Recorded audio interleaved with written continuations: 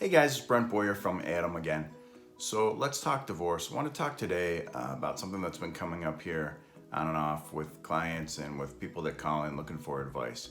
So there's some things on the internet about paying for forms to do it yourself, to file your own divorce, pay $300 and get these forms, the $299 divorce, this kind of stuff. And this is a horrible idea. It's a total scam, in my opinion.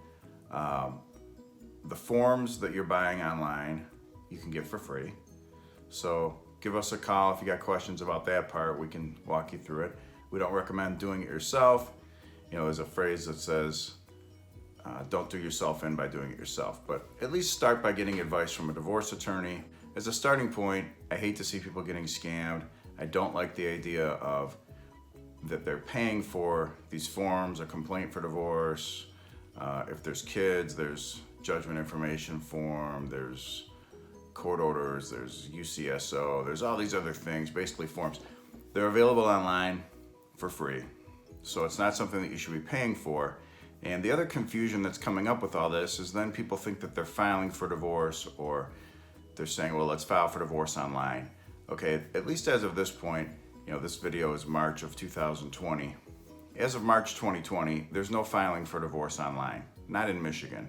You can file for other types of lawsuits online. It's still not catching on as much as you might think it would have, but there's some situations, bankruptcy, for example, you can file online.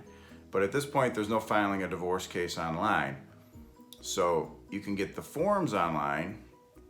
You fill out the forms, get the paperwork all set. We don't use forms, we create our own documents. We use some of the forms. But you use these documents, then someone takes the paper to the courthouse and files it. So that's the only way to start a divorce. People telling you different are wrong or trying to mislead you. So this idea I'm gonna file online, I've talked about that in other videos. There's no filing for divorce online. And the forms that you can buy online, you can get for free.